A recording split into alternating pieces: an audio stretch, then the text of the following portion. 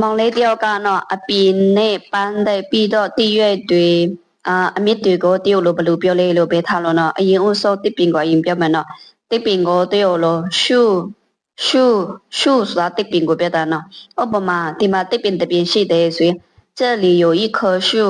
这里有一棵树这里有一棵树ဆိုရင်ဒီမှာတစ်ပင်တစ်ပင်ရှိတယ်ပြီးတော့အရွက်ကိုတော့တယောက်လို叶子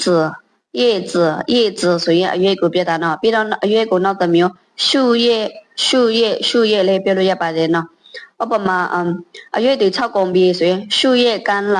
树叶干了ဆိုရင်အရွက်6တော့ပြီပြီးတော့အမြစ်ကိုတော့တယောက်လို